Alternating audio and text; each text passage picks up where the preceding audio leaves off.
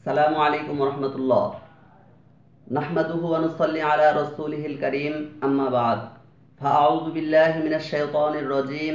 বিসমিল্লাহির রহমানির রহিম। ফালাউলা নাফারা মিন কুল্লি ফিরকাতিন মিনহুম তা'iফাতুল লিয়াতাফাক্কাহু ফিদ-দীন ওয়া লিয়ুনযিরু কওমাহুম ইযা রাজাউ ইলাইহিম লাআল্লাহুম ইয়াহযারুন। ওয়া ক্বালা আন-নাবিয়্যু সাল্লাল্লাহু আলাইহি ওয়াসাল্লাম বাল্লিগু আন্নী ওয়ালাউ আয়াহ।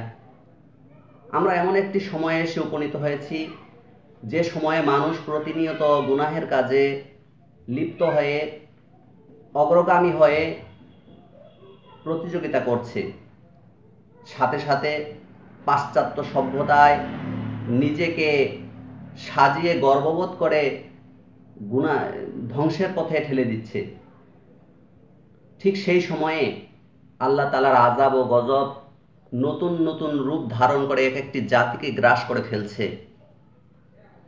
অতীতে যে সমস্ত ব্যক্তিগণ যত বেশি নাফরমানির পরাকাষ্ঠা দেখিয়েছে, নমরুদ, সাদ্দাত, ফেরাউনের মতো ক্ষমতাধর ব্যক্তি, সে সমস্ত ব্যক্তিদেরকে আল্লাহ তাআলা ক্ষুদ্র একটি জিনিস দিয়ে মুহূর্তের মধ্যে নিঃশেষ করে দিয়েছেন।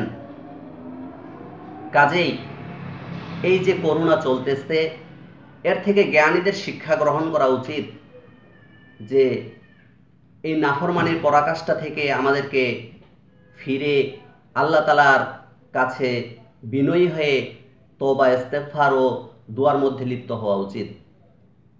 আমি যে আয়াতে কারিমা তেলাওয়াত করেছি, সে আয়াতের মধ্যে আল্লাহ তাআলা যারা ইলমে দ্বীন শিক্ষা করে, কোরআন হাদিসের ইলম অর্জন করে, তাদেরকে কেমন যেন বলছেন যে তোমরা নিজ জাতির কাছে গিয়ে সেই জাতির রাহবরি এবং পথ প্রদর্শনের জিম্মাদারি তোমরা গ্রহণ করো।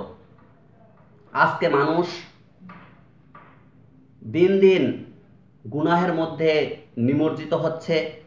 মানুষ আল্লাহ তাআলার থেকে আল্লাহ তাআলাকে ভুলে গিয়ে তার নাফরমানির মধ্যে অনেক বেশি নিমজ্জিত হচ্ছে। আর যারা কওমি মাদ্রাসায় আমরা অধ্যয়ন করি, আমাদের জন্য নিজ জাতির কাছে গিয়ে তাদেরকে দাওয়াত দেওয়ার কার্যক্রমটা অনেক কমই হয়ে থাকে, সময় ও সুযোগ কম হওয়ার কারণে। এই দীর্ঘ লকডাউনকে যদি আমরা গনিমত মনে করে নিজ জাতি ও কওমকে, বিশেষ করে ঘুণে ধরা ছাত্র সমাজকে বিভিন্ন অন্যায় অপরাধ ও তাদের খারাপ চরিত্র থেকে ফিরে এনে জান্নাতের পথ দেখাতে পারি, এটা আমাদের জন্য অনেক ভালো হবে। সাথে সাথে আমি ছাত্র আন্দোলনের বন্ধুদেরকে উদ্দেশ্য করে বলবো, আমরা কওমি মাদ্রাসায় অধ্যয়ন করার সময় ছাত্র আন্দোলনের সিলেবাসভুক্ত কিতাবগুলো অধ্যয়ন করার সুযোগ ও সময় খুব কমই পেয়ে থাকি। কাজে এই সময়ের মধ্যে যদি আমরা ছাত্র আন্দোলনের সিলেবাসভুক্ত কিতাবগুলো অধ্যয়ন করে ফেলি, তাহলে আমাদের সাংগঠনিক স্তর উত্তীর্ণ হওয়ার জন্য সহায়ক হবে। সাথে সাথে আমাদের ছাত্র বন্ধুদের উদ্দেশ্যে আমি বিশেষ করে বলবো যে আমরা দুঃখী মানুষের পাশে গিয়ে এই সময়ে অবশ্যই উপস্থিত হব। আমরা নিজ সামর্থ্য অনুযায়ী, সাথে সাথে যারা সামর্থ্যবান রয়েছে তাদের কাছ থেকে বিভিন্ন আনদ উত্তোলন করে আমরা দুঃখী ও দারিদ্র মানুষের পাশে গিয়ে অবশ্যই উপস্থিত হব। আর আজকে চরমোনাইতে তালিম ও তরবিয়ত যদি চলতো, তাহলে আজকে মোনাজাতের দিন ছিল, মানুষ তাদের প্রাণ ভরে ইবাদত করে তালিম ও তরবিয়ত প্রশিক্ষণ নিয়ে বাড়িতে যেতে পারত। কিন্তু এই করোনার মধ্যে সেটা সম্ভব হয়নি। কাজে আজকে এমনিতেই সেই দিনটির কথা স্মরণ পড়ে গেল। তো আল্লাহ তাআলা আমাদের যেন সেই শিক্ষা এমনিতেই অর্জন করার তৌফিক দান করে।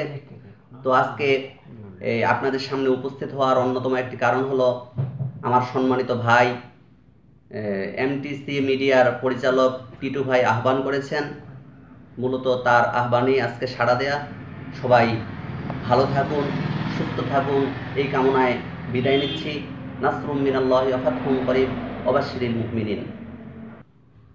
আজকে 15ই রমজান, চরমোনাইতে তালিম ও তারবিয়তের আখিরি মোনাজাতের দিন। কাজে আজকে অনেক খারাপ লাগছে যে তালিম ও তারবিয়তের প্রশিক্ষণ নিয়ে আমরা যেতে পারছি না, সেই সুযোগ হয়নি। কাজে আল্লাহ তাআলা আমাদের যেন সেই তালিম ও তারবিয়ত ছাড়াই আমাদের মধ্যে সেই প্রশিক্ষণের যোগ্যতা দিয়ে দেন, আত্মশুদ্ধির মাদ্দা দিয়ে দেন, এই কামনা করি।